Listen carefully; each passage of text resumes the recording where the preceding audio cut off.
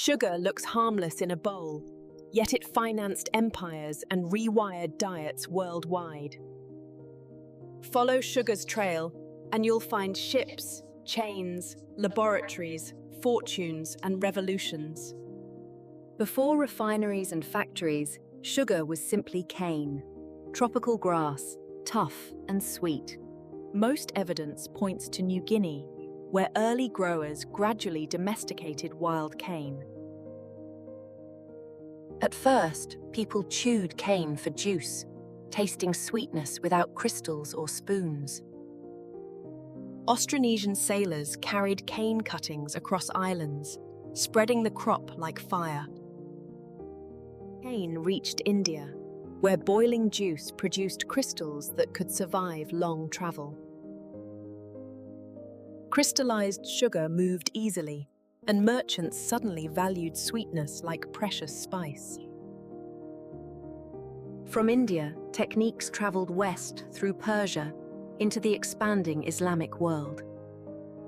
Refiners built mills, boilers, and clarifiers, turning sticky juice into valuable goods. Sugar became medicine, luxury, and status, measured in pinches, traded like silver.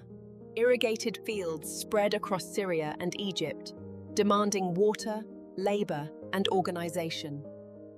Engineers improved grinding and heating, squeezing more sugar from every harvested stalk. Merchants learned sugar stores well, so it traveled farther than fresh fruit ever could. By medieval times, Mediterranean plantations copied these methods on coastal plains and islands. Sweetness had a root now, and Europe waited at the far end, hungry and curious.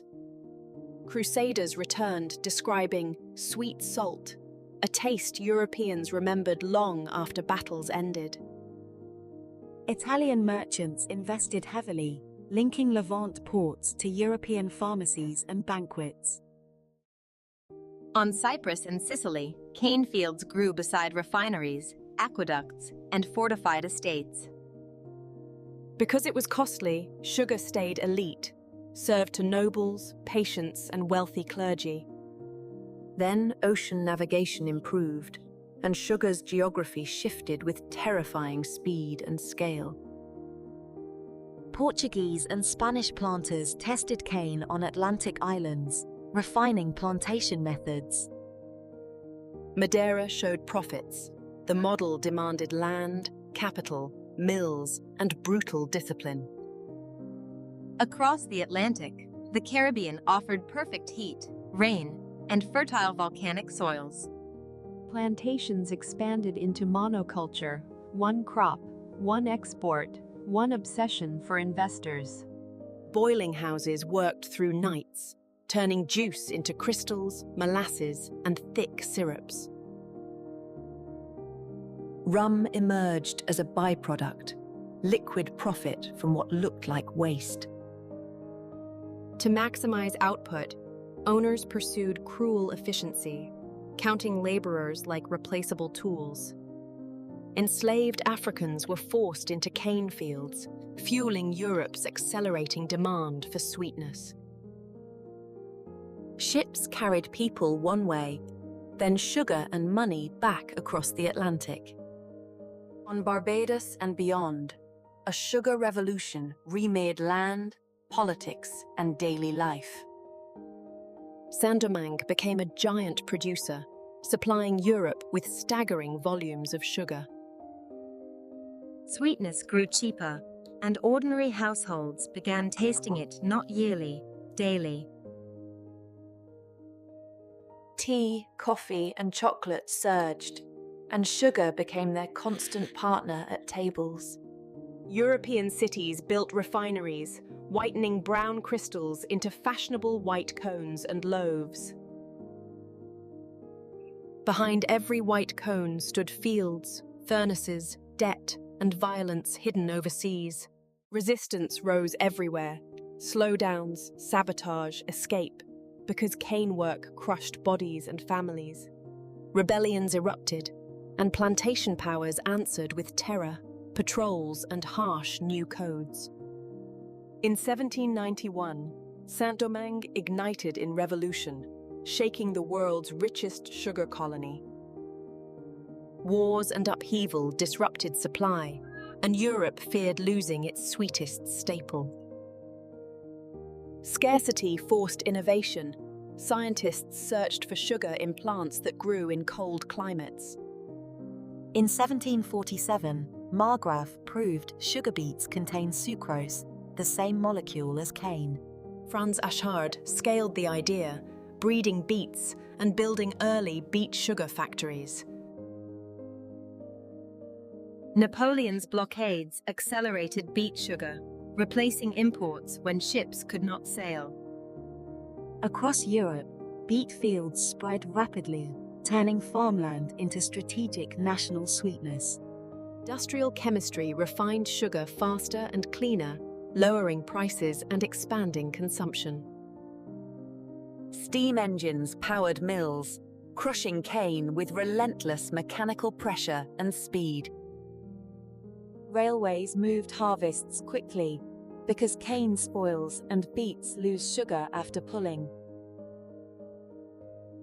By the late 19th century, sugar became a mass commodity, not rare luxury.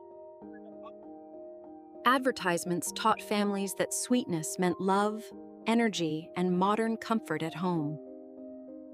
Food companies learned sugar preserves, stabilizes texture, and makes products intensely craveable. Breakfast cereals, sodas, and candies multiplied, engineered for repeat purchase and desire. Chemists isolated sucrose's structure, helping standardize quality across distant refineries and markets. Scientists mapped metabolism, and doctors debated sugar's role in cavities and chronic disease. In the 20th century, wartime rationing reminded nations how strategic sugar had become. Governments taxed, rationed, or subsidized sugar, treating it like political fuel and necessity. Meanwhile, cane economies shaped colonies, migration, and land ownership across entire regions. After slavery's abolition, many plantations imported indentured labor to keep profits flowing. New producers rose: Brazil, India, Thailand, feeding a growing global market for sweetness. Today, cane and beet compete, with prices swinging on weather, trade, and policy. Satellite views reveal vast fields, green grids feeding refineries, highways, and busy ports. Modern mills burn bagasse for power, squeezing energy from fibrous leftovers efficiently. Yet labor issues persist, from dangerous harvests to unfair contracts, debt, and migration. Environmental costs mount too: water use, runoff, soil loss, and habitat conversion near fields. Still, sugar remains culturally powerful, tied to celebration, comfort, and childhood memory. In kitchens, it caramelizes, ferments, and preserves, chemistry that feels like everyday magic. That magic has a history: science, trade, exploitation, and adaptation tightly intertwined. So what traveled the world? Sugar itself, or the systems built to move it? Every era left fingerprints: mills, ships, plantations, factories, and altered eating habits. Look closely at a spoonful, and you're seeing geography, labor, and power combined.